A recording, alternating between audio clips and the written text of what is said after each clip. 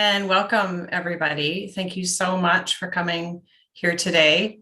And welcome to our Victims and Survivors of Crime Week event. We have this wonderful panel with us here today, and I would like to talk about the Victims and Survivors of Crime Week. It's a yearly event sponsored by the Department of Justice Canada to raise awareness about issues facing victims and survivors of crime and the services, programs, and laws that are in place to help them and their families.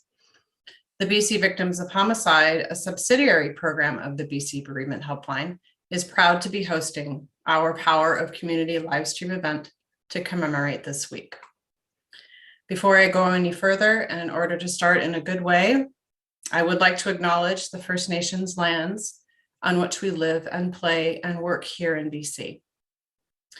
It is estimated First Nations peoples have been working, playing, and living on these lands, known as British Columbia, Canada, for over 12,000 years. Let us acknowledge that we are learning, working, and living on their traditional lands and territories, and that we are guests.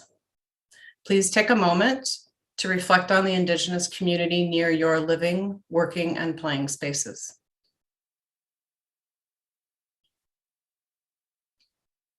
So we are here to discuss how the community can come together in the aftermath of a homicide to support and strengthen each other.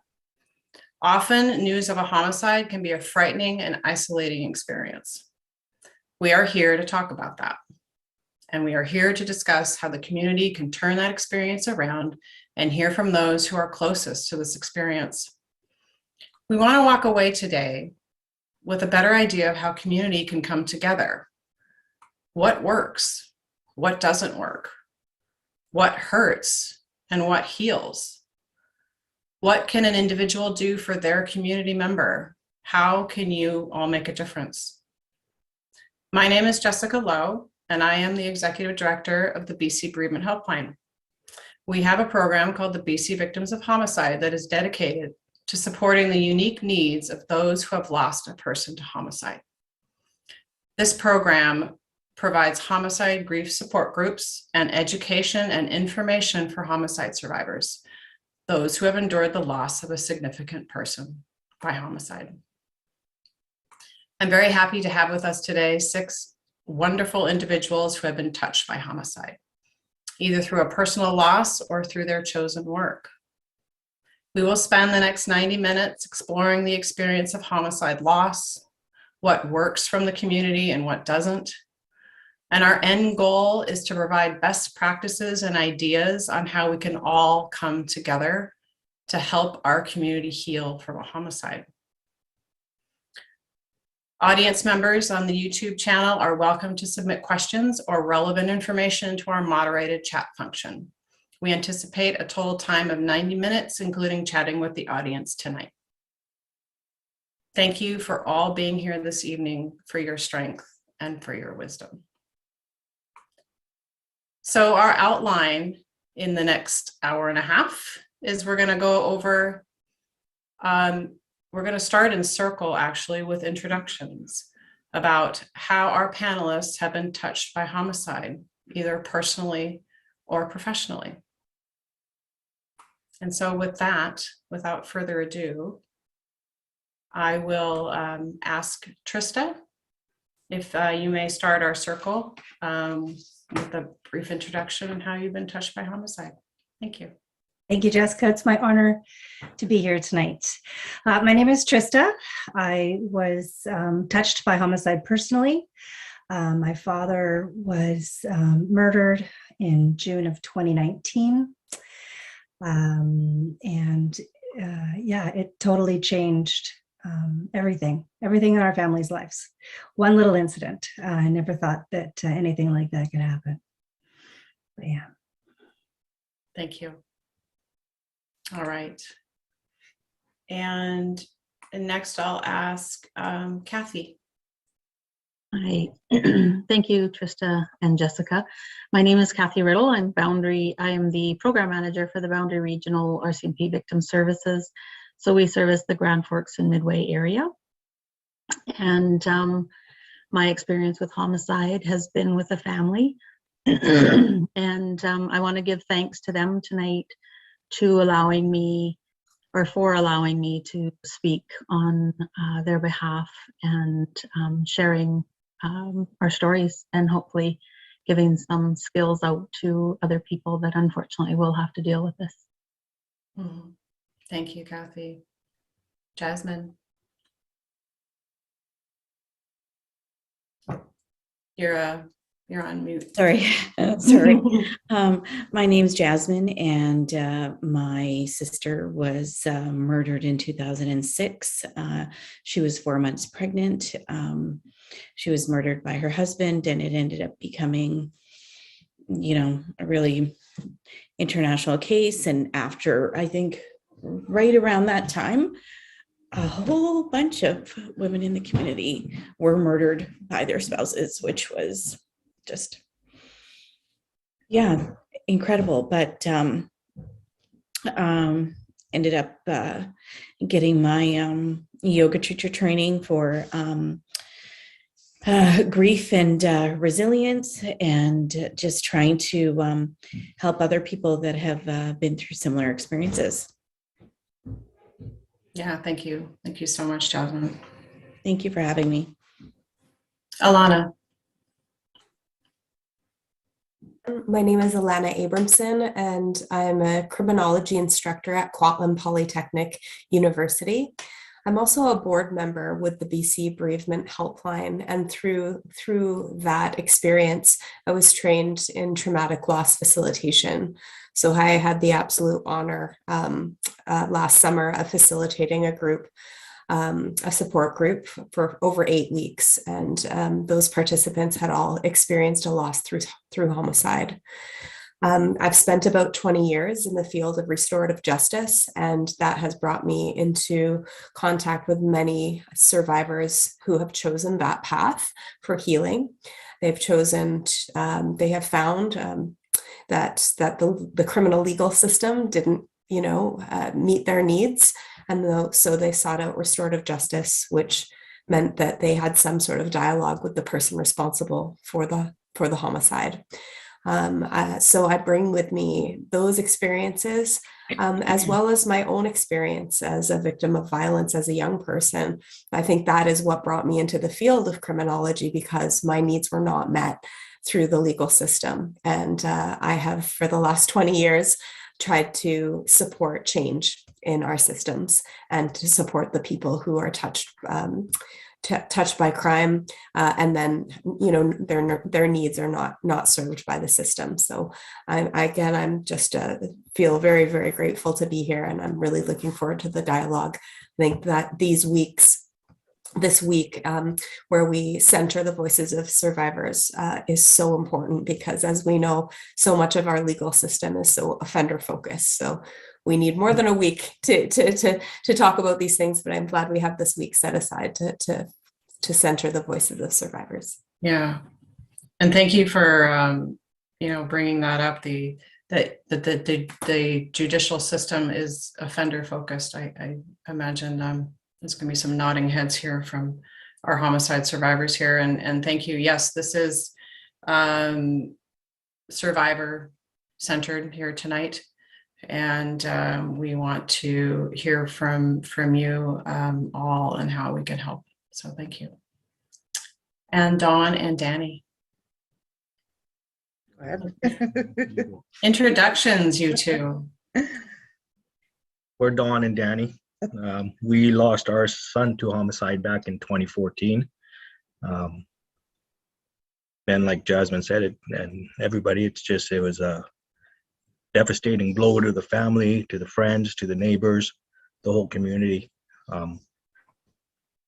It's been a journey for sure, and it's just you just have to fight through it and keep going and hope for change. Mm-hmm. Like Alana said, if you don't fight for it, you're not going to get it. So a lot of things need to change, and we're hoping this will bring some insight and light to what needs to be done. Right. So let's move on. how did the community impact your experience? What were some key challenges that you faced from the homicide loss? This is personal. It could be from the public or personally.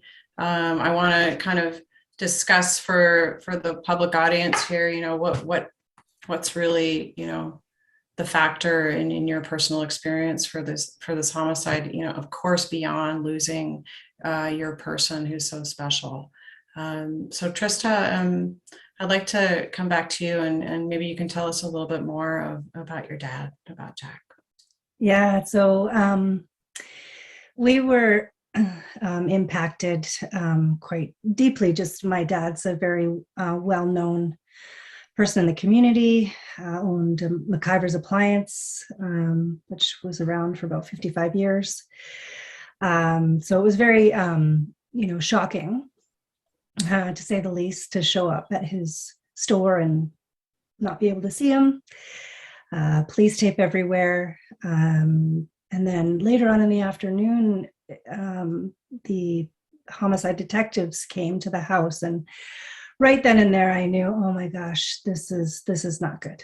this is not good. And they wanted to, excuse me, release the information out to the public. And I got so angry. Because I wanted to just keep this between us. We hadn't even had any time to discuss, to digest, to really figure out what's going on. But now I realize that was, the right thing to do because it helped to flesh out the accused. Mm. So the news went out, different people, got in touch. Anyway, we're right in the middle of the court case, so I can't really say much about it. But basically it was, for what I thought it was something I didn't want, but it ended up being sort of the right thing. Mm-hmm. Because of my dad's being so high profile in the community, I had people trying to message me on Facebook asking for money, this and that, which was so strange. And also reporters trying to get to us through my brother and I's Facebook and that type of thing. And I know there was a few news things done by my brother and my sister after, weeks and weeks after, and not all of what was on there was true. They made a nice little story saying that my brother was going to take over the business, and that was not the case. So you just have to be very careful with what you say, and if you don't want too much attention, and and then months and months after that, oh, your brother's taking over the business, people would say. And it's like, no, that's not what's happening. We're closing it down. It is not going to be anybody else's McIver's Appliance. That is Jack McIver's Appliance store, and that's it. So, that was just a lack of privacy. Mm-hmm. That was really hard, and a lot of people know of my dad, and a lot of people were contacting me, and it was nice to have some recognition of condolences, but then it was also, again, I didn't have time to digest, to really know what was going on. My mom was in shock. I uprooted myself from where I was living with my son in Kwantlen and moved back to my family home. I think the thing is like, the accused or whoever that, that person might be that has committed the crime, they don't understand how much of a, disturbance they make to a family. I mean, maybe they do, or, maybe they don't even realize, but, my whole life had to change, like physically. I had to move, change. I couldn't accept a job. Even the job currently that I have, working with mixed martial arts fighters, I can't do it. I can't see blood. I can't see it anymore. So it's really impacted a lot of my life, and a lot of things that I didn't think that it would.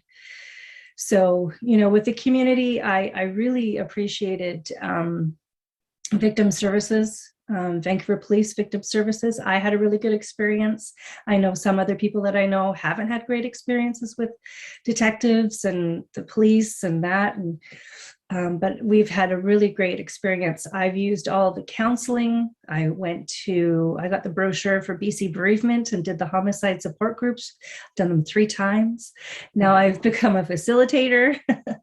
So, but some of my family members haven't done any of that. So it really depends on, how you're going to process it. But the grief is something that, to learn about it, that's so important to realize that for me, it never goes away. You just learn how to manage the waves of it. Yeah. I'm really struck by what you're the lack of privacy. That's what you said right off the bat, where you've got people coming to your home and then they're going to release the information. And I appreciate you being double-sided on that, but I can only imagine that you haven't had a chance to hold it to yourself and to digest it. Mm-hmm. And I think that's one clear, it's a good bit of knowledge to identify that the families, you lose that control with the homicide, right? And I'm sure that our other survivors here can relate. And that lack of control, right, where you might lose the story, or that it's been told for you. And so in order to kind of follow along with this survivor focused, may I ask Jasmin to kind of come in on this thread. I know your story as well. If you can tell us a little bit more about your story, but I'm thinking about you. I'm also thinking about Dawn and Danny, about that, just the reaction of the community and your experience. I really, felt a lot of what Trista had mentioned about the media. Because right when this hit, we thought that my sister was missing and we had to put it out on the news, and it became this huge story that I wasn't prepared for, being on TV and now the whole world is watching. There's no privacy and everyone's trying to get to you.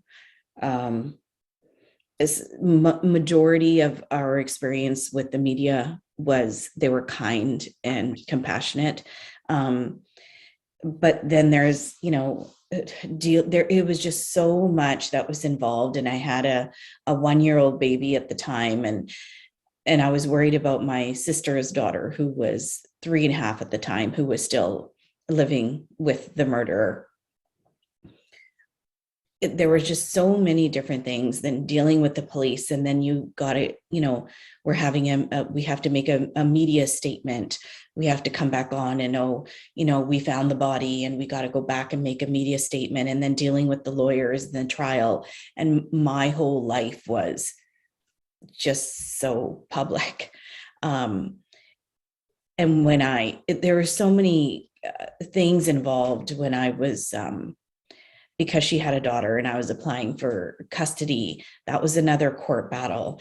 And then her estate, I didn't want it, going to him. I wanted something to be able to have of my sisters be left for her daughter. And then being accused of, the only reason you want to take care of her daughter is because you want that money. And just the whole family dynamics of how it all kind of, there wasn't support in the community, in our community, because every time my parents would go to the temple, everybody would talk about it wasn't supportive. It was more of to their face, but behind their back, it was like, well, she must have done something. The baby that she was carrying wasn't his. And that's what justifying why he did what he did. So it wasn't just one thing that we were like, and I felt like a lot of it, the weight and the pressure, because my parents couldn't speak the language. And so a lot of the weight and the pressure of all of it, of the trial, of dealing with the lawyers and dealing with the police and the media, it was all put on me, and it lasted 6 years before we got a conviction, which is, that's something that it just mind-blowing to me, because then you're just reliving it. It just doesn't end until you get that answer. Like, is he going to be convicted? Now I can go on with my life and I can raise her daughter. And, but when these things then started happening, when my sister was murdered, there was 3 or 4, probably more, women in our community that were also murdered by their spouses, and those families reaching out to me, and me in the middle of my grief trying to be able to support them, which I wanted to do and I tried to do. And there were some that I just said, I just, being invited to candlelight vigils and can you come speak on this, and can you go support them at that? And I tried to do as much as I can, but there came a point where I had to say, no, I can't. I just can't. Or if at the time, I think I just made excuses instead of saying I just can't, because I felt like that wasn't good enough. Like, that answer was not going to be accepted. And I think as far as the community goes, like for me, there was friends that I lost, and I still don't know why. There were friends that I gained that out of like strangers that supported me more than people that I thought would, which was just, there's so much that happens when you lose somebody, and it changed, like for me, it changed the trajectory of my life. I never thought that I would be, teaching yoga for grief and resilience to other people. That's not something that you kind of want to check mark off the list. Like, yeah, this is an aspiration of mine. But when it's affected you so profoundly, I felt that I really didn't want, because grief is something, like Trista said, it just never really leaves you. You learn how to manage it. And even now, when I talk about it, one of my goals was to be able to talk about this without crying. And, I can't. That was back in 2006, and I can't. You cannot talk about it without it, like, about my daughter.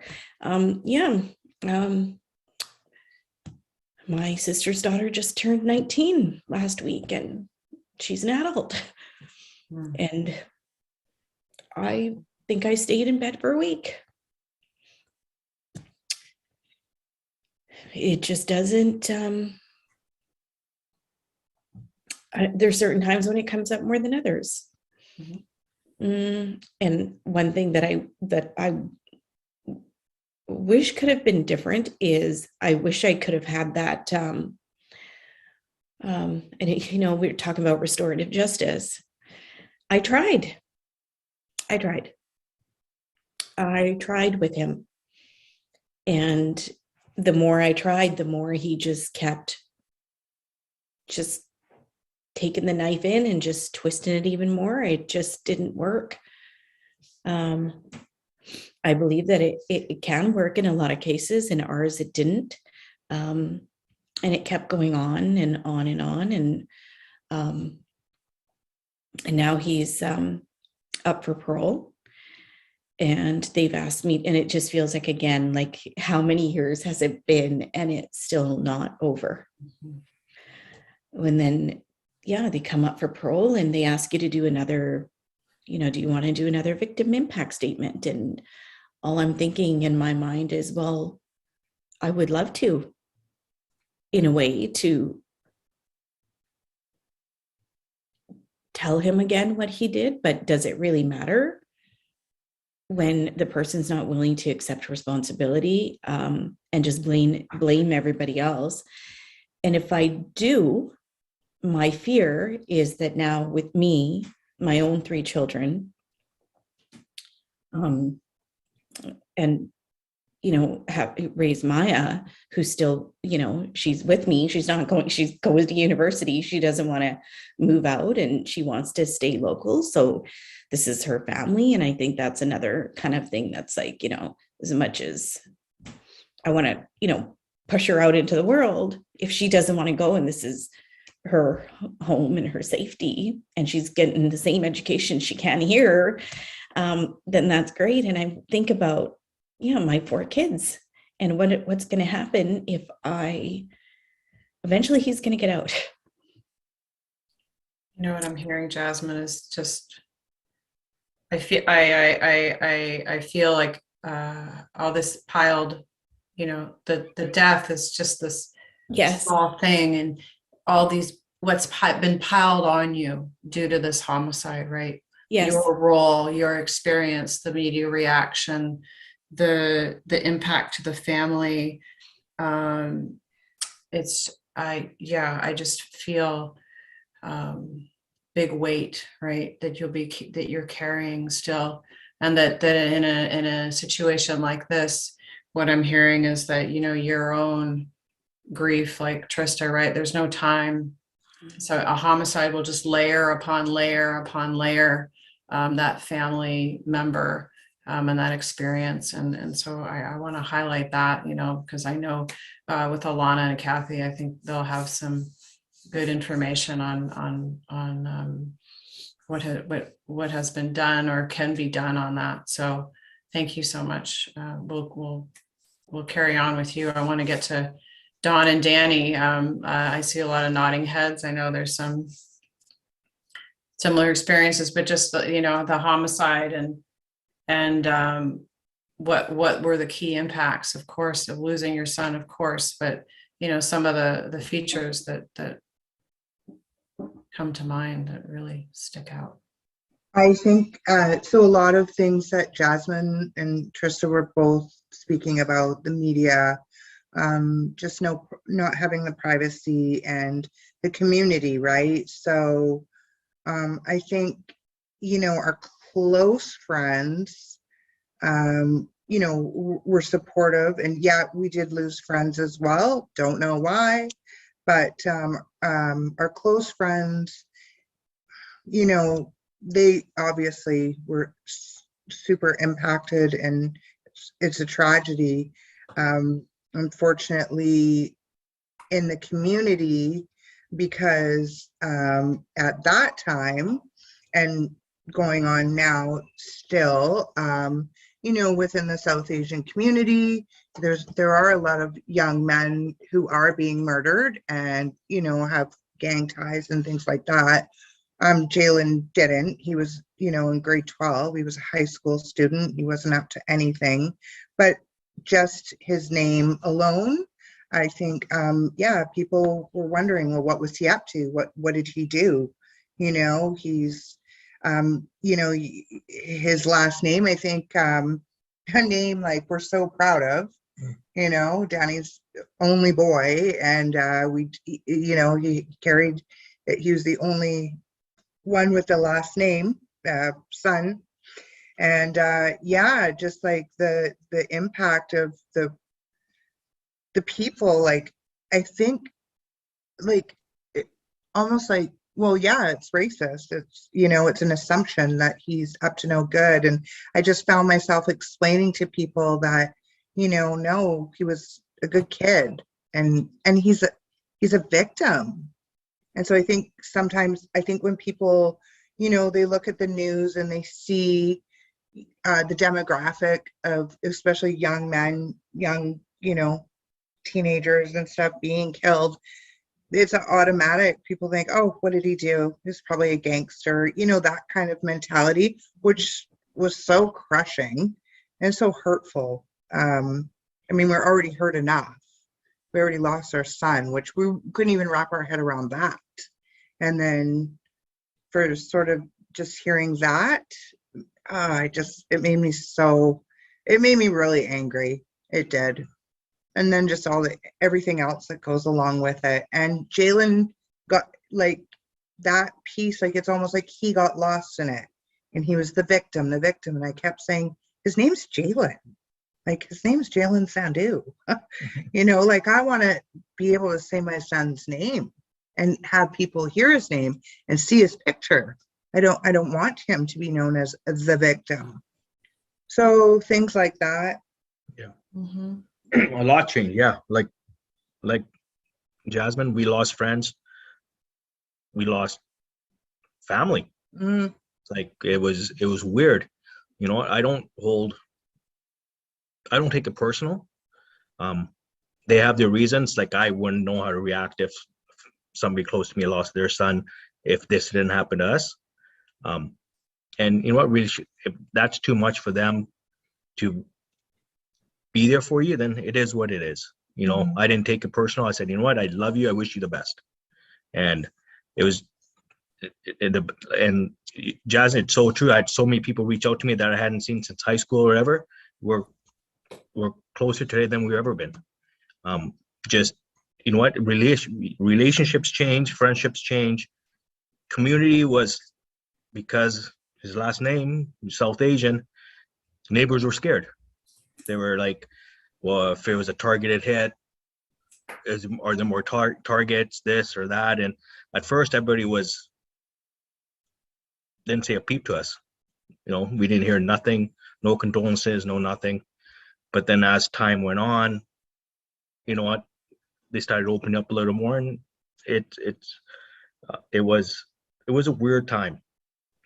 We couldn't comprehend what just happened, and in our community, people were over every day, and we were trying to comfort them when we still had, like, we were in shock. Like, I don't even know how we functioned for the first week. Like it's like we were zombies. And you know, people come over, you have to make sure they had tea, they had snacks, and just trying to comfort them when we haven't absorbed what just happened to us. Mm-hmm. You know, it got to the point where we just put a sign on our door, said, we love you, thank you for coming, but go to this address. Gave them my mom's address, and they went there. We just needed time to soak it in and be like, what do we do now? Like, life's changed so much that I can't even explain it.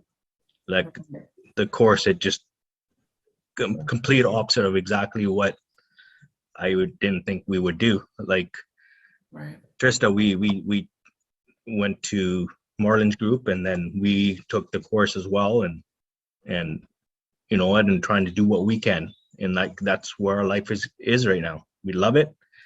It's hard at times, but it's also rewarding at the same time. You know, when you talk to people that are experiencing what you've experienced or are going through what you're going through, it just, the comfort level is so different than trying to speak to somebody who has no idea what you're going through, how you're feeling. You know, it's different. Yeah. So I'm, again, your comment of Jalen got lost. Mm-hmm. Jalen got lost. You know, listen to what we're all talking about, right? The layers that are coming down on us, the piles that are coming up on our shoulders, and yet the story of our loved person has not come out yet, which, you know, we'll give a chance to do that. And so again, to identify for people watching or listening, you know, is you know, remember the person you lost, no matter where they come from, no matter what their name is. They are human. There is a family there, no judgment. Thank you for sharing very much. I want to move on to Cathy, and then I'll move on to Alana. Cathy, I imagine from your position as victim services, you know, you might, in that one case that you had, I'm interested in kind of what you're hearing and how that comes through your work and some of the experiences that you find and challenges with this. I just want to first acknowledge Dawn and Danny and Trista and Jasmin's loss. And I hear so many similarities in your stories. And I come from a very rural and isolated area. And yet all of those challenges were there for our family. They just lost that ability to blend in somewhere for a number of years. One of the things for us was that we were able to get them out. The murder had happened in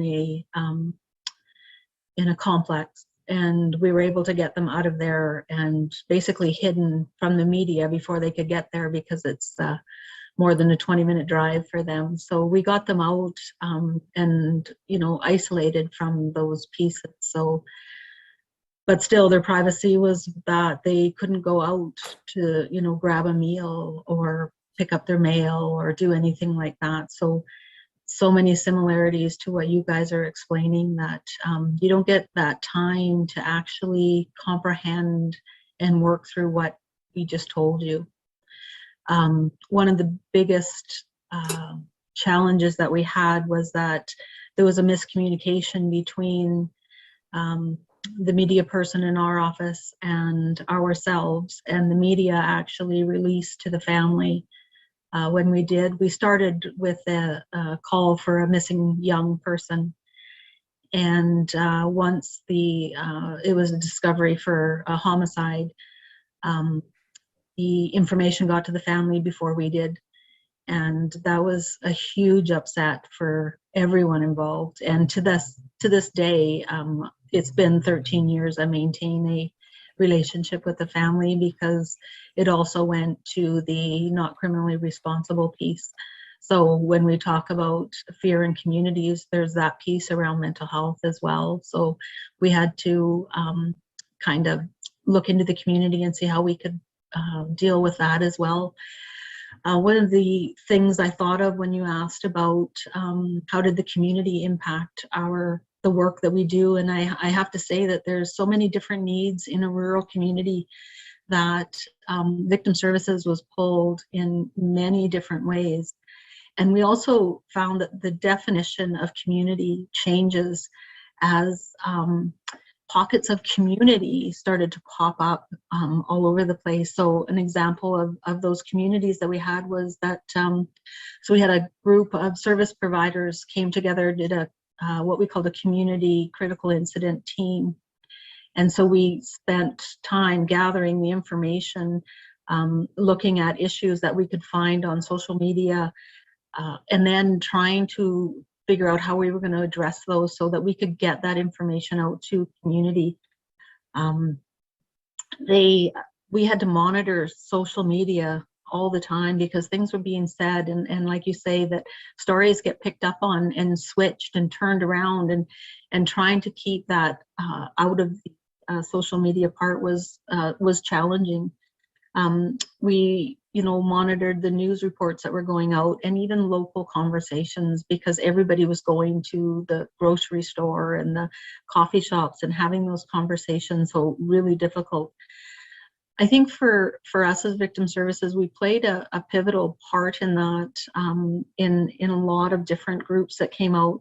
So we were able to bring information to the table. We were able to talk that through with our service providers, with all these new communities as we kind of put them there. So, as everything was evolving, and we just acted as that point person. So the family was safe. We were having their needs met as they were identifying them.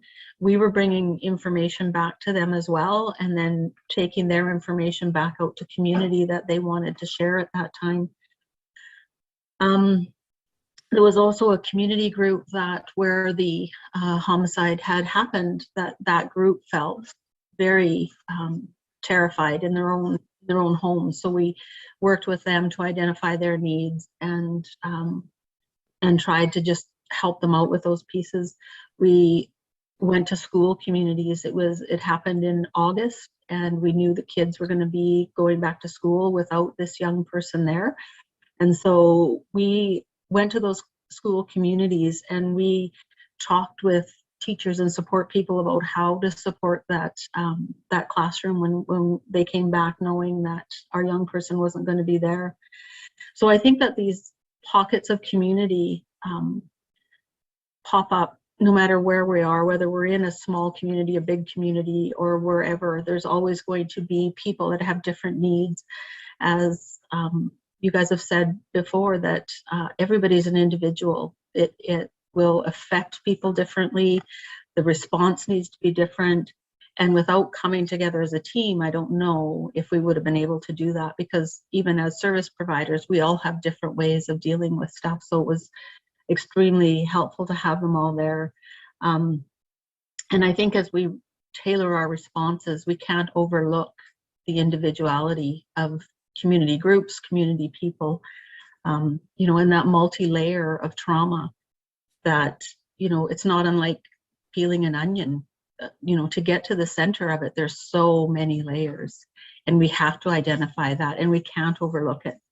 So we do have to change, or we did have to change our idea of what community was, and work really hard at protecting our families to get that information to them in the best way and letting them lead that response. We can't over respond, I guess, is what we came up with in our critical incident piece, is that our response really needs to match the incident in which we're dealing with.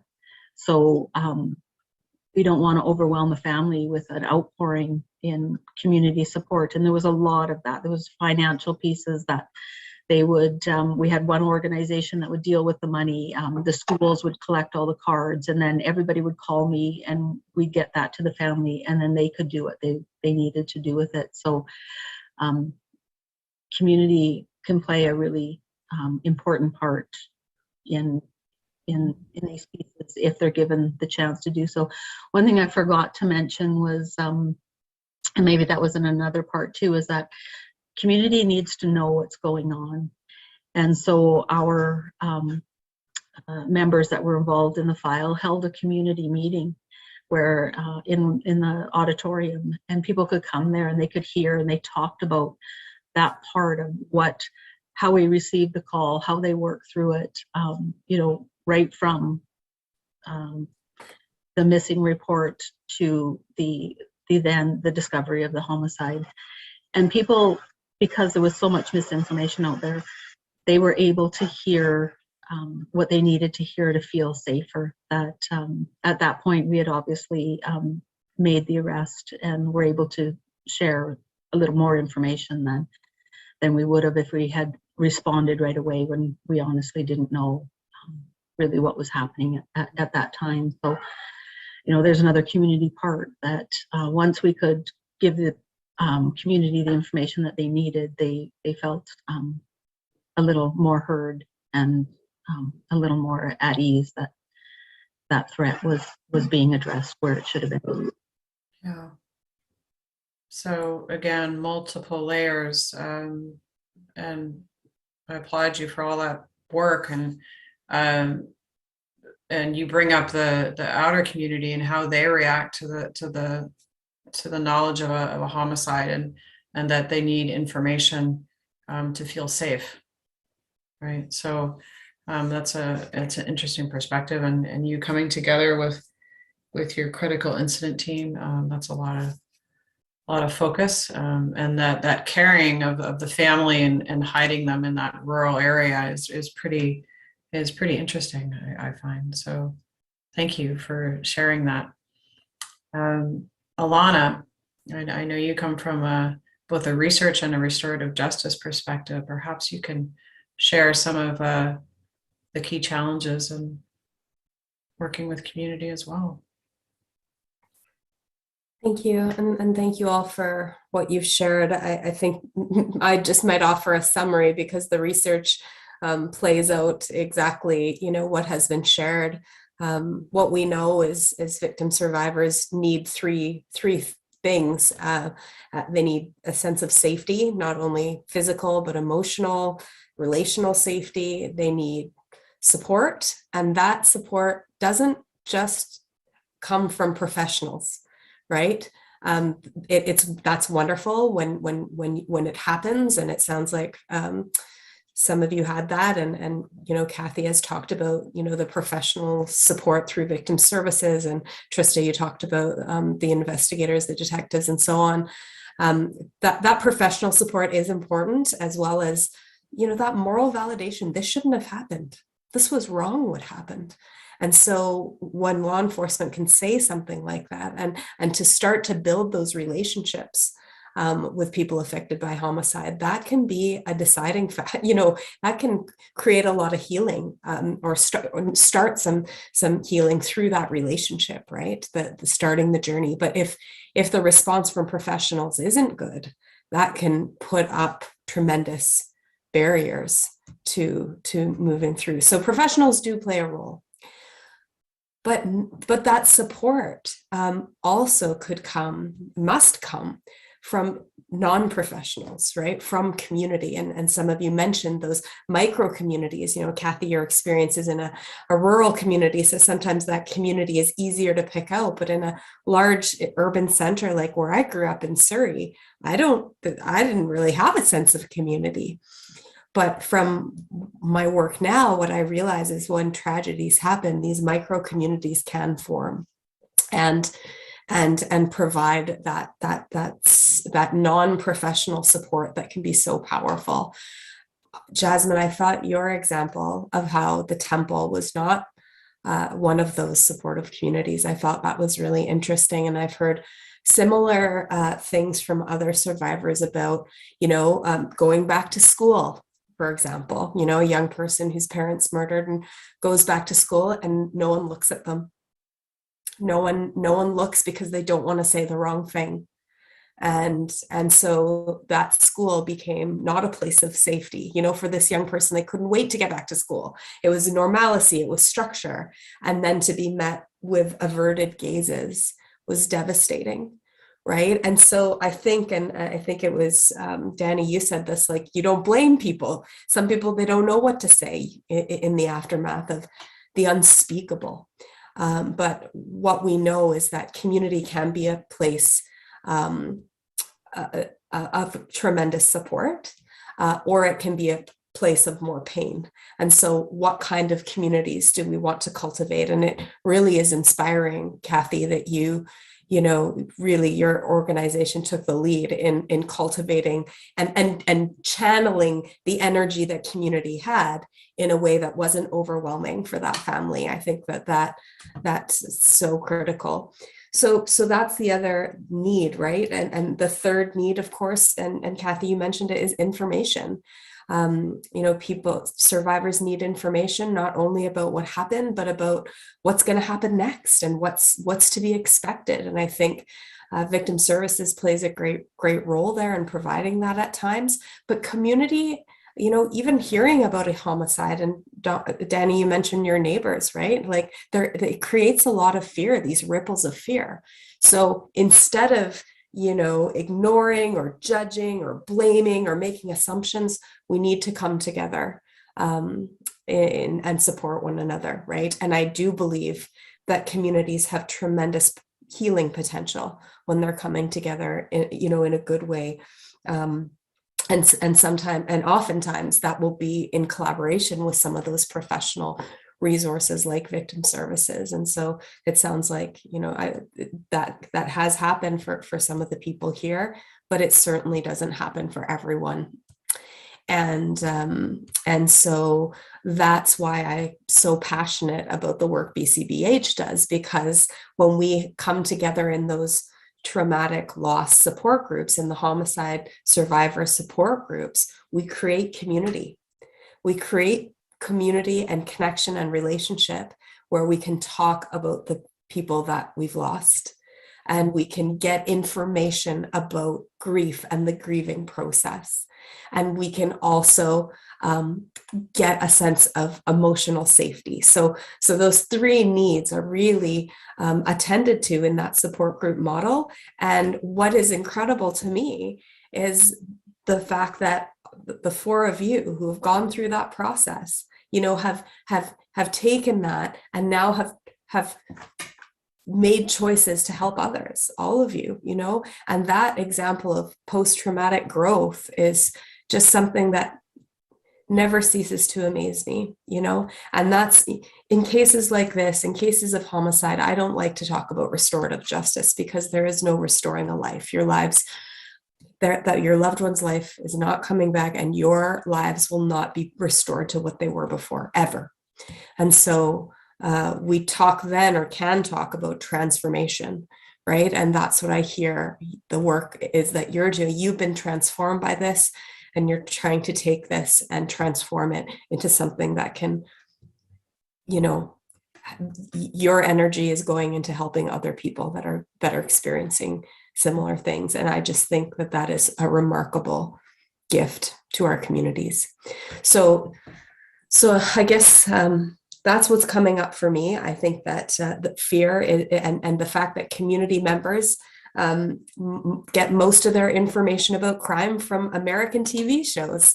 So there is a lot of misinformation that, you know, that's why we felt so passionate about doing an event like this. You know, what can communities learn from your experiences so that they can, you know, have another source and much more accurate source of information and knowledge. And so they can feel empowered. Community members can feel empowered to walk alongside people who have experienced tragedy. Thank you, Alana. You got me so inspired from everyone here, right? I mean, you're absolutely right. When I look at all the work that all of you guys have done, Cathy, Trista, Jasmin, Danny, and Dawn, it's really, you know, it's what you said, Jasmin. It's like, I can't believe I'm doing this, right? Who thought I could be a yoga teacher and I'm treating traumatic loss, and yet it's interesting, this life that only you know the really sharp side of that benefit, right? It's a really interesting yin and yang. And so I do want to turn that conversation to and I see a question here on the YouTube that I think we're gonna attend to right now. What pillars can you hold on to when there is no network to support you? And so maybe we can talk about what worked for you, or what should have happened. What did you want to have happen, or what did happen that really made an impact on you? And Trista, I'll start with you. Yeah, so I mean, for me, I've always done sort of well with counseling and talking to other people, reaching out to friends and that. So when I had a chance to do the grief support group, that really helped me. I was in a place of, you know, I mean, it's different. You can't support as much your family and that you can't tell your true feelings of how goddamn pissed you are of everything, because you don't want to upset them. You know, you can talk about certain things, but like really getting down and dirty to like really getting it off your chest. That's what I found that I could do with this group. And it was interesting because some of the everybody sort of had a different story around their homicide. There was some sisters that had a similar thing to me, another group where they didn't know who the murderer was. So, but we could all relate to each other, but I tended to gravitate more sort of to the support and understanding of the sisters that understood me, I felt. But I did definitely feel like I was understood in this group. Jessica was our facilitator. We had another facilitator as well. And just the fact that she was a victim as well of a homicide really made it feel like she gets me. I had kidney stones in the past, and I had a urologist and him saying, oh, don't worry, 5 millimeter, you'll be able to pass it. And I'm like, have you ever had a kidney stone? Have you ever passed one? He's like, no. I'm like, then you don't understand at all. So they, this group, they got it. And that was where I felt validated. I could say anything. I didn't have to worry about, being judged or anything. It was a safe place. It was a safe, but my mom hasn't gone to, to a group. So my other family's not as well, but it's really, I think, for you to, if you want to research on your own about grief, but understanding grief, like it was an epiphany for me almost, where it's like, there's this grief process. It goes like this, and then, oh my God, you're done. You're fine. No, it's like all over here. You feel like this one day and you think you're okay. And then you're like back to like square one again. And, and it's whatever makes you feel better, whatever you feel that can support you. If it's a community group that you have, if it's a church group that you have, whatever, as a victim of a homicide, whatever makes you feel like you can be supported and comfortable and be able to, speak your truth and, just be able to express all the feelings that you're feeling, whatever it is. And the great thing from Victim Services of Vancouver Police for us is they gave us a lot of different options that we could do. So I've tried them all. Of course, I'm that kind of person. So I have the counseling and I had the group, and then but I guess like from the question from the viewer of what's the pillar, if you don't have anything, we have to create something. If you don't, you might have something there. You just don't know. And it's, reaching out to maybe a Facebook group or something or other, something. Mm-hmm. There has to be something out there that can help with the support. And I've had great experience with our victim services, with our detectives. For a lot of people that I know from my other groups, that isn't the case. So I feel very fortunate for that.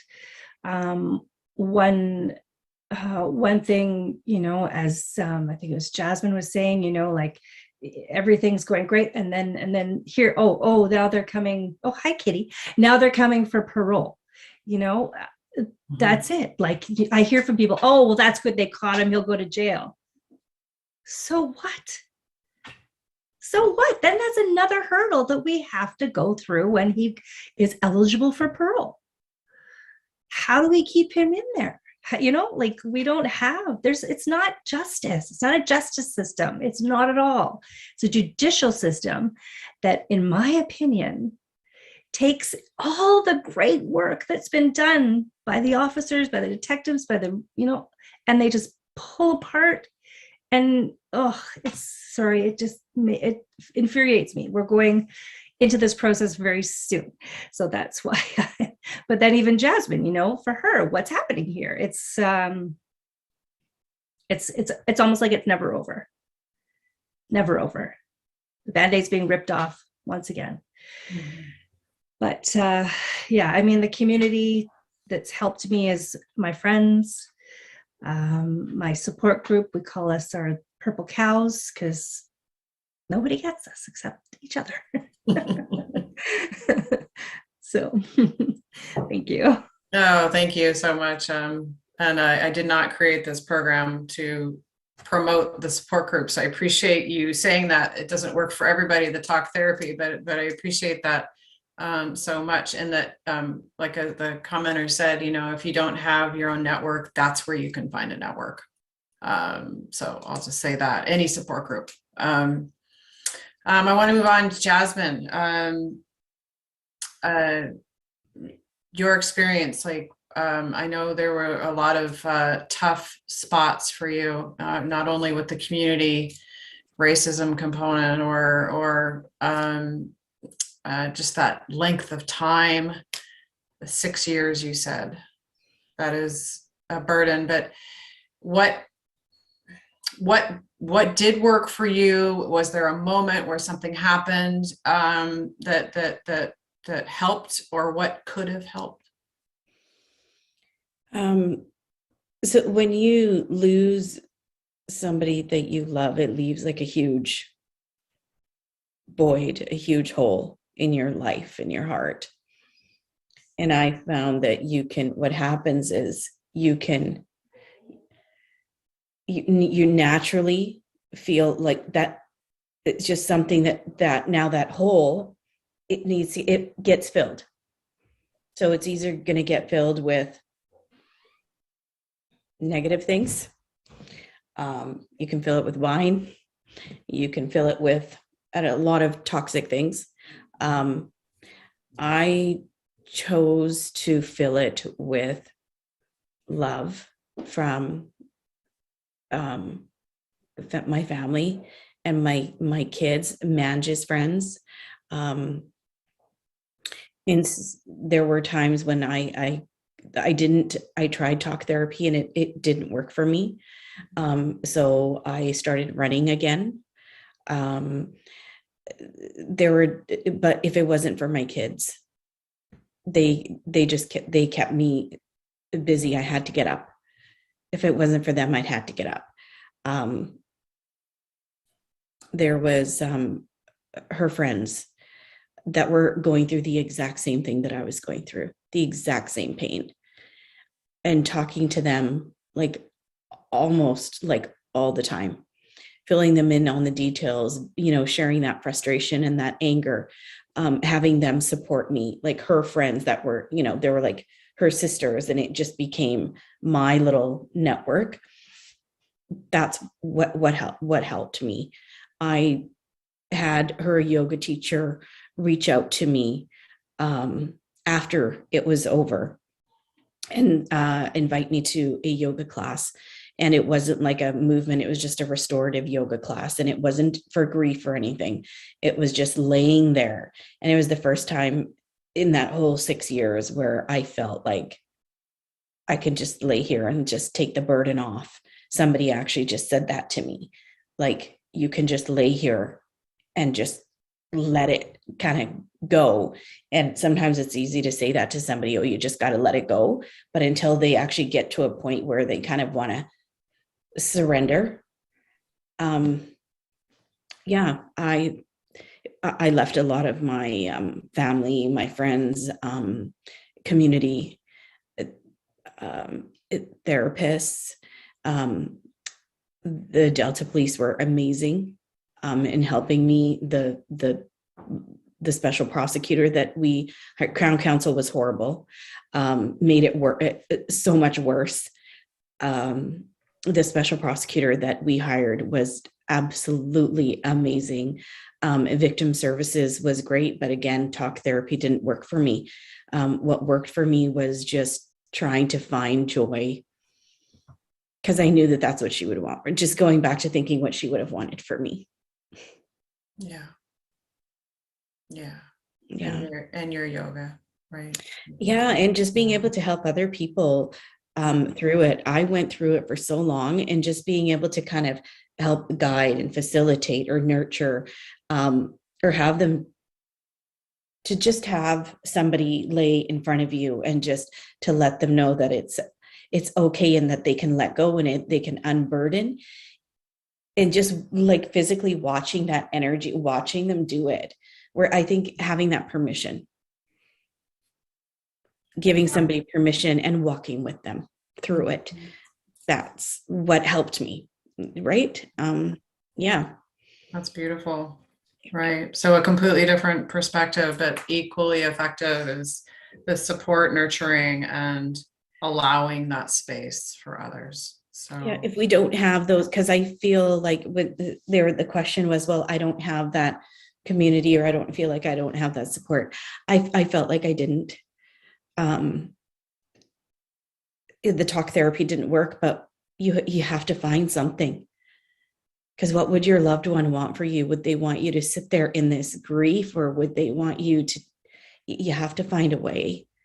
And whether it's you going out there and helping other people, even though you don't know how, just talking about it and just making that first step, I think is huge. Yeah.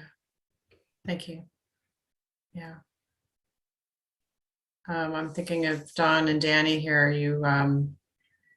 You have also given back to the community with your foundation. Maybe tell me a little bit about how that all came about. Well, after everything happened, it was rough. We didn't know what to do. We were lost. But we wanted to keep him alive in some way, like just remember him. So we started a foundation, which we have a pub night, raise money. We do a scholarship in his name at his high school. He was supposed to graduate the year it happened. We also do a softball tournament every year, which proceeds will go to that as well. We also do I do a golf tournament with DJ Alibaba and Fubar every August at Guildford Golf and Country Club. And the money we raise from that goes to Make-A-Wish Foundation. So we needed something to remember him by. You know, in our community, it's like, I remember growing up when my aunt died or my grandma died, it's like, kind of forgot about the person. You know, they were here and now they're gone, so let's move on with our lives and pretend they were never here. And I couldn't do that with my son. Needed something to keep him alive.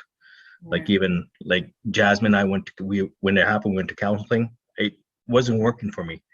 It's like, you know, you're sitting across from a person that has gone to school and maybe understands it a little bit, but they haven't been through it. What really helped me was the first time I met up with Marlon, because I think at the time it was 10 years since.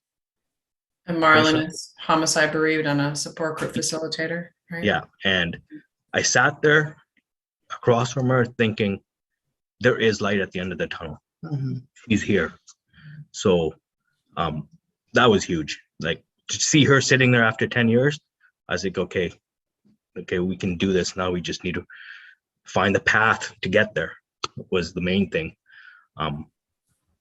The only thing I didn't like about the victim services at the time was because they were digging and they had to make sure that there was no criminal intent there, that they wouldn't provide the counseling until the police told them that no, he's not a criminal, there's no criminal intent. Which I don't like that, because at the end of the day, you're still grieving. Even if there is criminal, he may be in a gang, drug dealing, whatever it is, the parents are still grieving. They are still going through loss. And it's no different from if he wasn't criminally involved.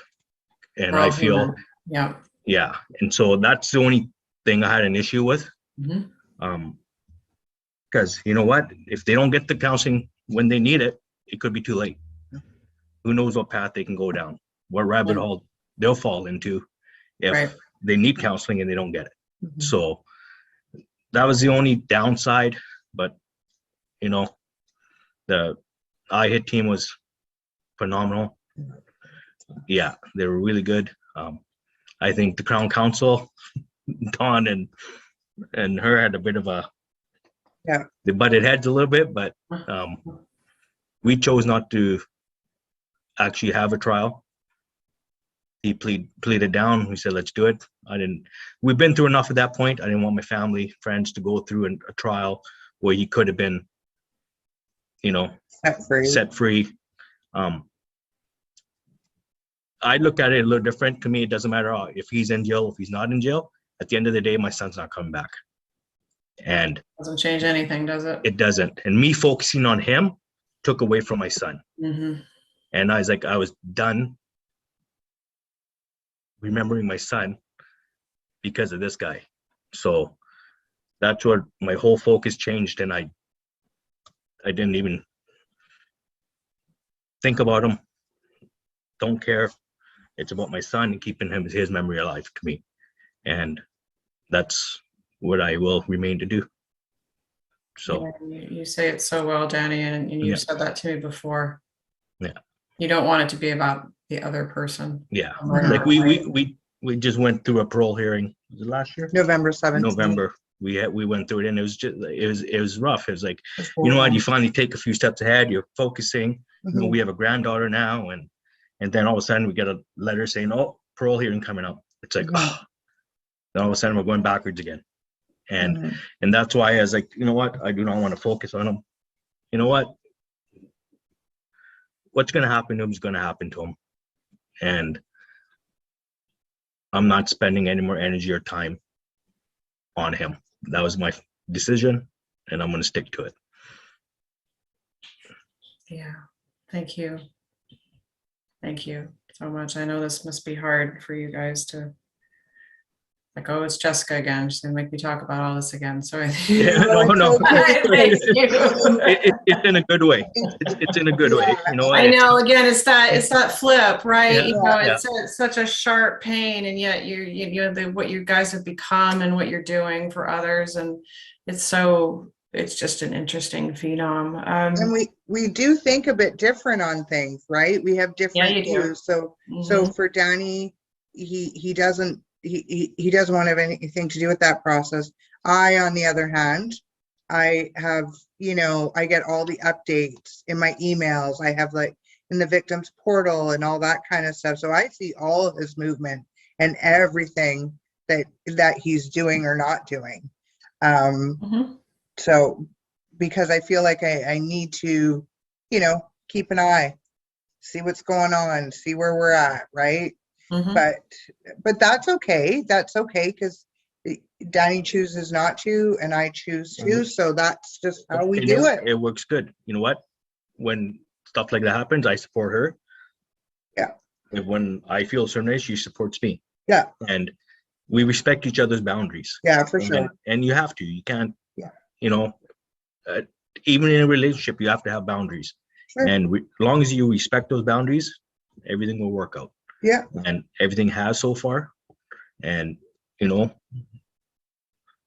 we will continue doing what we're doing, just to make sure that he is where he needs to be and Jay is where he needs to be. Right. Keep your son's memory alive, right? Yeah. So. Oh, thank you so much. I want to get to Cathy and Alana, and then I'm going to do a little addition to our thing here. I want to come back with the lives of your people. So Cathy, I want to just come back to you. You spoke a lot about what you did do, what the community has done. I just want to know if you have anything else of, like, maybe, any ideas or additional thoughts, especially after what you've heard from here. Yeah. From a rural perspective too. Yeah.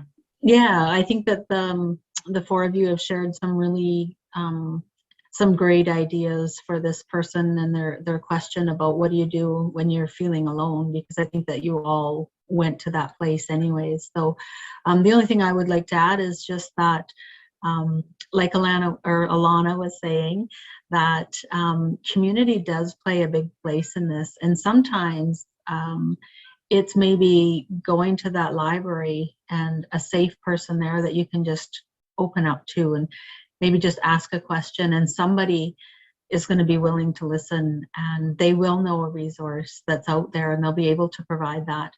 And I think Trista mentioned it, is that it is difficult to talk to your friends all the time or your family, because there is some anger that is built up, and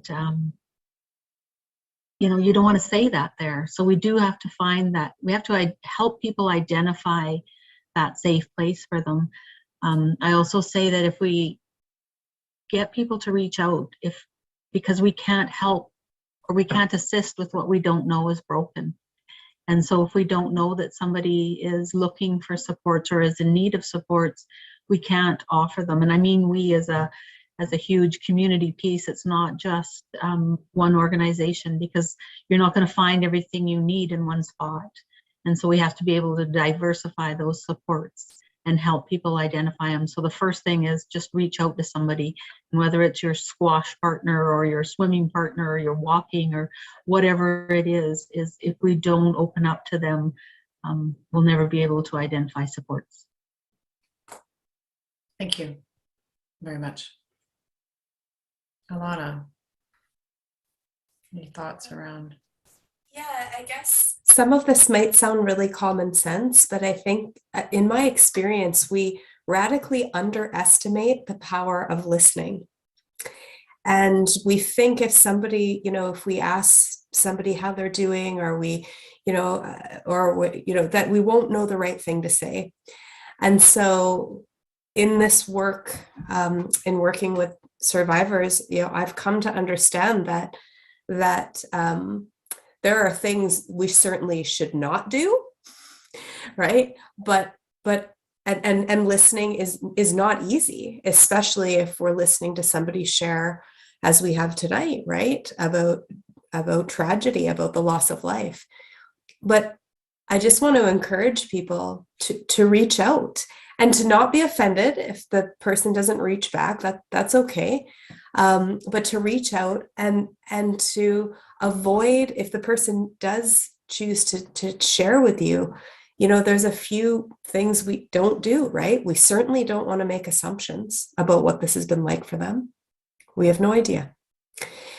We definitely don't want to give them empty promises and say things like, time will heal, right? Or you'll feel better about this. Like, the people, that kind of reassurance, those empty promises are not helpful. And the other thing people don't want or need is advice, right? Unless they're asking you for it. We all want to help. We give advice, or we cheerlead, or we try to reassure because we see someone in pain in front of us and they're suffering. But none of those things are necessary, right? We just need to witness.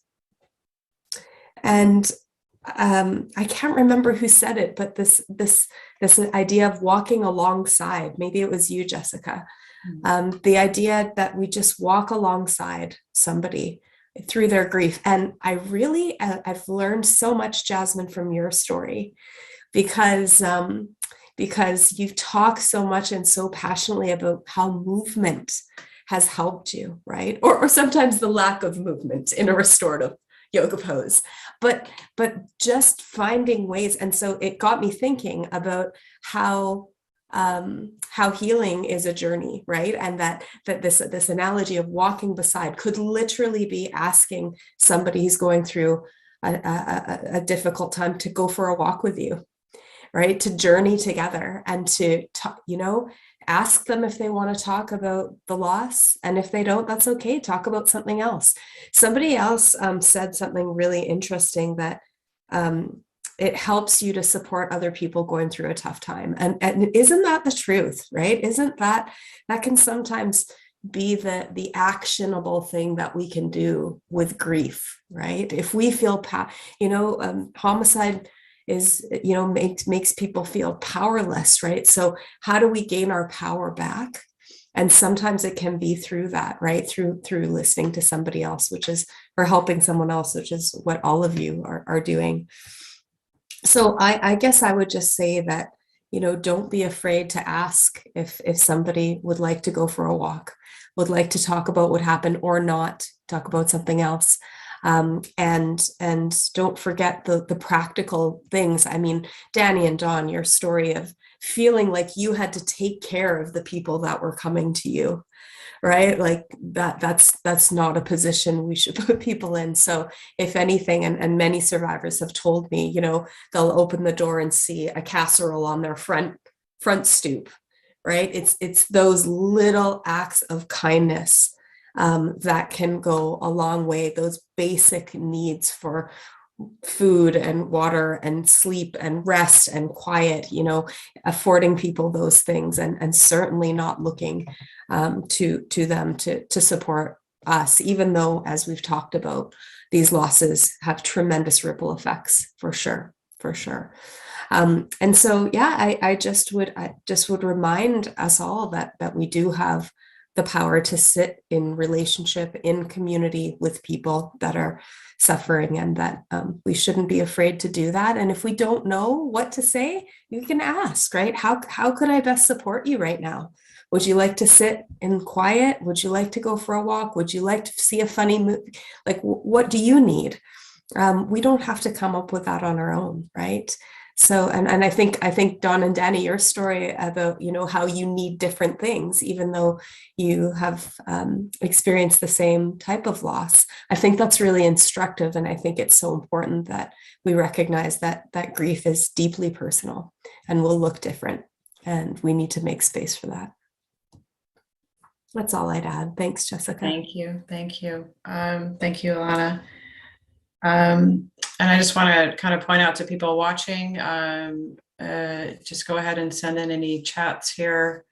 And what I want to do is I'm going to ask each of you, so put your chats in. We'll come back to them in about 5 minutes.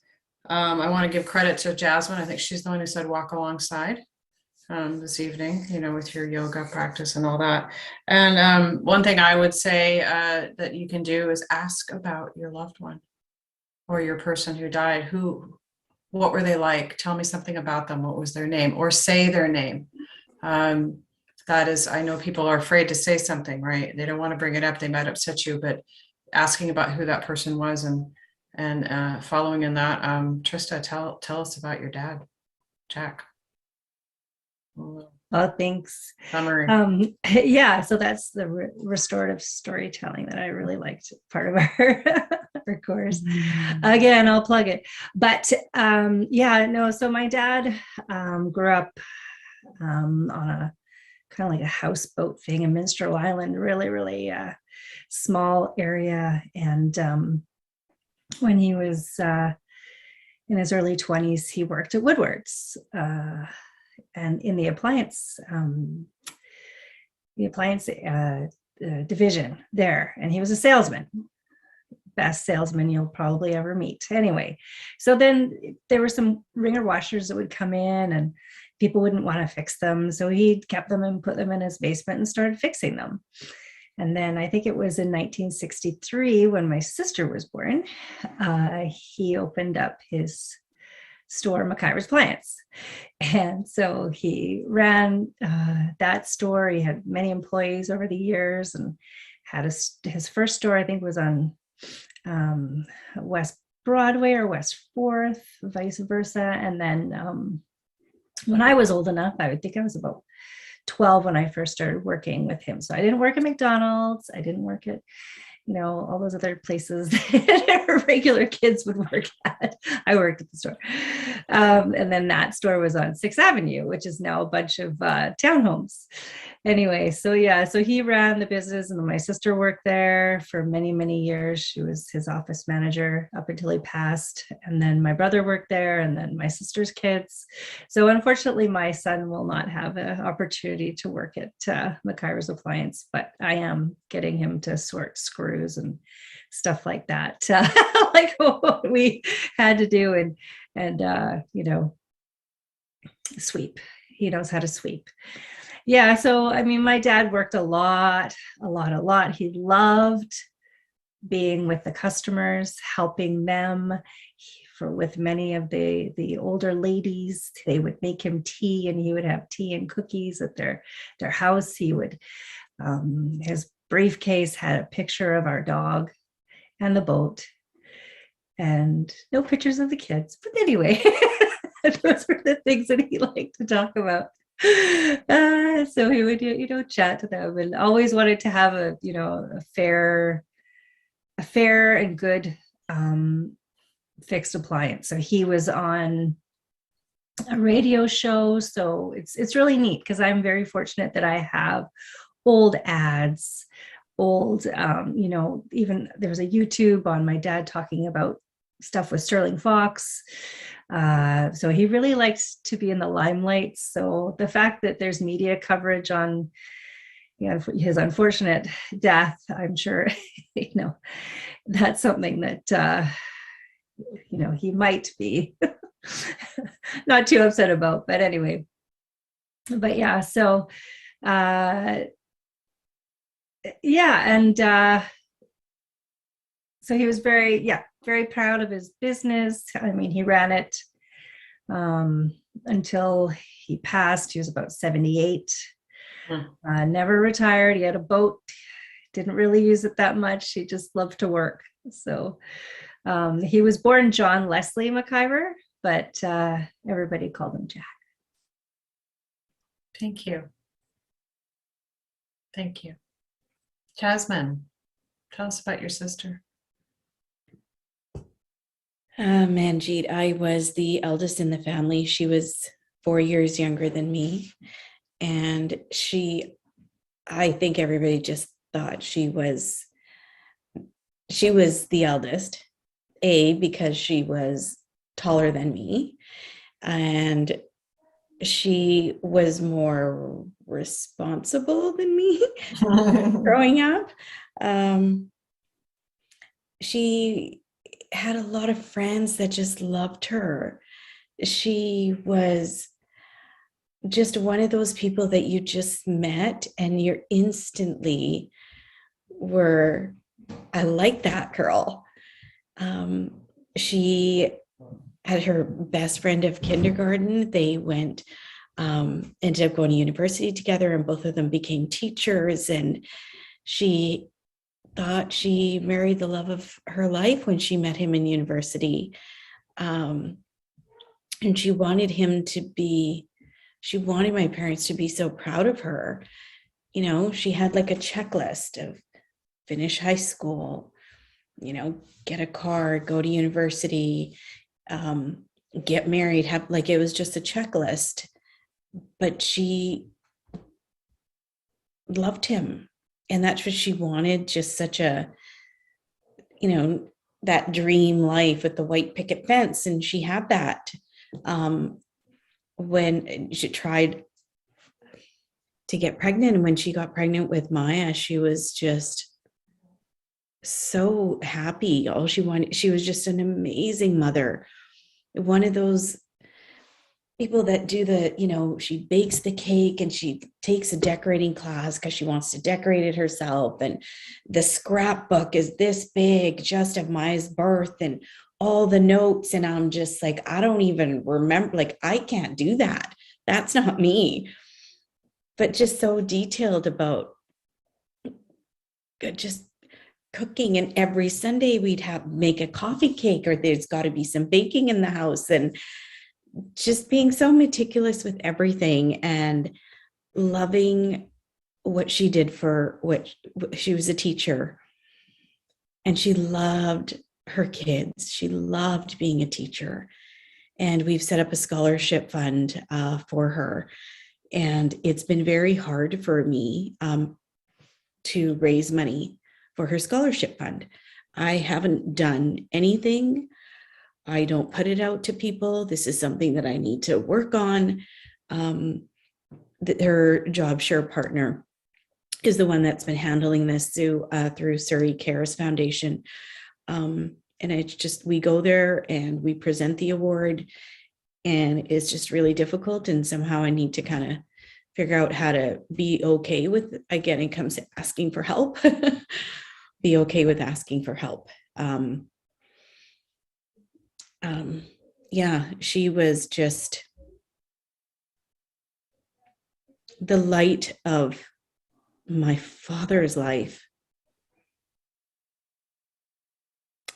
Just seeing how many people were devastated by her loss showed the impact, all over people, from India, from England, people that she had just met that were just devastated by her loss, because she was just such a bright light and so loving and so thoughtful.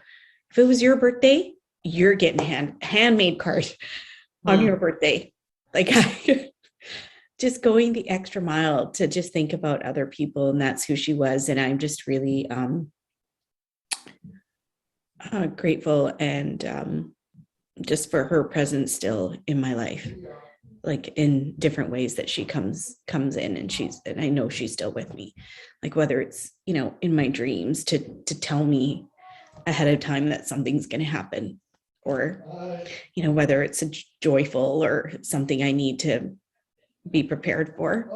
She will always come into my life and just tell me, so I know she's walking right alongside with me.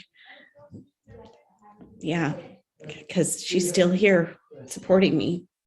Yeah. That's beautiful. Thank you so much for sharing. Dawn and Danny. How about Mr. Jalen? Go ahead, Mom. Mr. Jalen. Hollywood. It's so interesting to hear, like, Trisha and Jasmine's stories. They're so nice.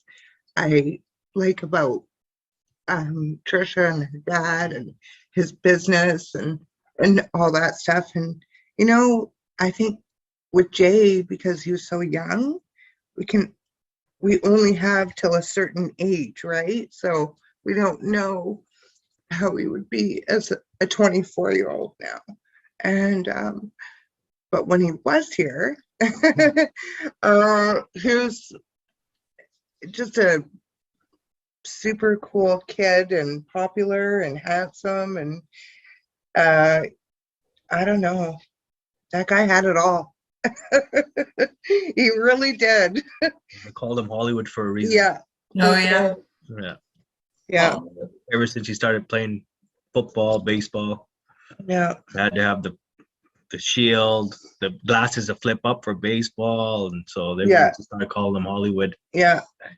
Even he was it was funny. It's we'd be arguing with each other or just having a conversation that gets a little heated, you know, dad and son stuff. Mom would walk in and be like shaking her head. We're like, what are you shaking her head at? She was like, you know, you're arguing with yourself, right?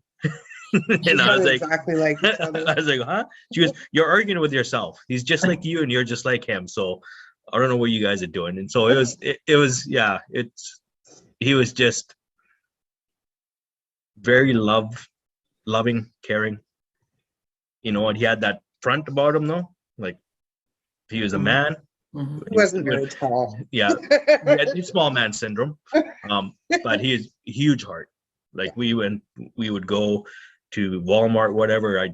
We went one night and I parked the car and I started walking. He goes, oh, Dad, hold on. Can you open the car? I forgot my wallet. I was like, yeah, sure. So I opened the car. He grabs his wallet. He's walking back towards me. Some guy came up to him and asking him for money. He opened up his wallet and gave him $5. I was like, wow. That was a proud moment for me as a dad. I was like, wow. And I asked him, I go, Jay, did you give him money? He goes, yeah. I go, why? He goes, looks like he needs it more than I do right now, Dad. Yeah. And I was just like, wow. Like, you're not as tough as you want people to think you are. You know, he had a huge heart. He was somebody that had it all. He was loving, he was caring, but he also had a side to him that I guess we all do, that he wouldn't put up with any crap from anybody. If he was very opinionated. He had a strong opinion about something. He would argue with you. Should have been a lawyer. Yeah, oh yeah. Should have been a lawyer. But no, yeah, he was. And he used to go and visit his grandparents every weekend in Vancouver, and he'd take the bus and go stay with them. Yeah, he loved his grandparents. We call him, Jay, where are you? Because my grandma's, grandpa's. I go, how'd you get here? He goes, I took the bus, Dad. I was like, oh, well, next time, can you let us know? So, yeah, no, he made time for everybody. He cousins, aunts, uncles, grandparents. If he had plans, he would do the family thing first and then go out after for his plans. Like, he'd make sure he made time. Yeah. Friend. That's fantastic. Thank you for painting that picture for us. I really appreciate it. And thank you for your time. We have one question here. If I may ask you, wise ones. I find the toughest times are late at night when connecting with someone isn't really an option. Any recommendations? I'm going to open up the floor. So whoever. I'm gonna say oh. read. I read. Oh, Yeah. Yeah, I read, whether it was something for me to escape or books on grief or yeah, I just read. So I didn't just let my mind just had to hold on to, or different thoughts that would come in and be like, oh, okay, I get that. Or I resonate with that. Something. Thanks. Danny, you were going to say something. When you're alone. hello? Yes. Oh, sorry. I didn't know if I had muted myself. I try to breathe, kind of just get to a calm spot. I found when I couldn't sleep, if I was in a peaceful state, I would breathe, watch something calm on the TV, read something, whatever I was doing. I found that it kind of shut my mind down. My mind's going, when you got thoughts going through your head, it's like nonstop. With the breathing that we learned in the counseling, or it just calmed me down, slowed my brain down, and I would just go to sleep. And I found that when I was calm, I'd fall asleep. That's when I would dream about my son. If I got too much going on, my right brain is racing. It's too much. It's not the right energy. You have to be in a good state of mind in order to think of your loved ones and for them to reach out to you. And it breathing was huge. Reading and just watching, like, I wouldn't watch any action movies at night or horror movies or anything like that. Just something peaceful. And and just kind of help my mind slow down and get to a spot where I'm ready to fall asleep. Mindless entertainment TV. I watch terrible shows. Housewives. I watch complete trash TV because it's mindless entertainment. And I just go off into another world. It works. It helps. Well, it sounds like it's okay to take a break from it. Oh, for sure. Yeah. It's you have to give your heart a rest. Give your heart a break. Yeah. For me, I've been listening to podcasts. So one that I really like is called Smartless. And then another one that I like to listen to is Boring Books for Bedtime. It's quite good. You just put it on and you're just like listening. She's reading about birds and bird colors and whatever else, I don't know. And then you just put it on and you're just like listening, and your brain goes to thinking, maybe what she's talking about or just something else. So yeah, I find that, and melatonin.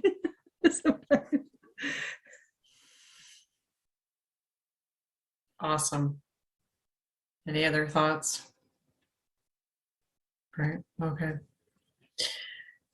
That wraps up our session here. Thank you so much for your time and your wisdom and this fabulous yin yang that's not fabulous, but it's fabulous, but it's not, right? This really interesting juxtaposition between pain and what Alana called post-traumatic growth, whether you want it or not, right? So I really thank you for the presence. I encourage anybody watching here, we have a full set of resources on the Victims Week.bcbh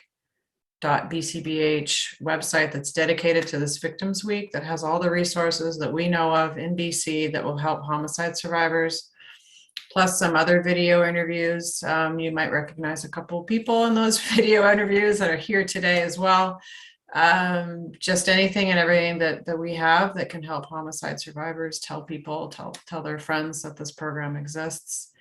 And I wish you all a very Good night. Please take care of yourself after this.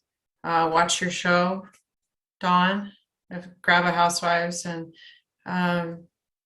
Jasmin and Trista, your podcast, or whatever it is you need, as we've kind of opened up a few things here. So I want to make sure that we kind of close on a soft note here.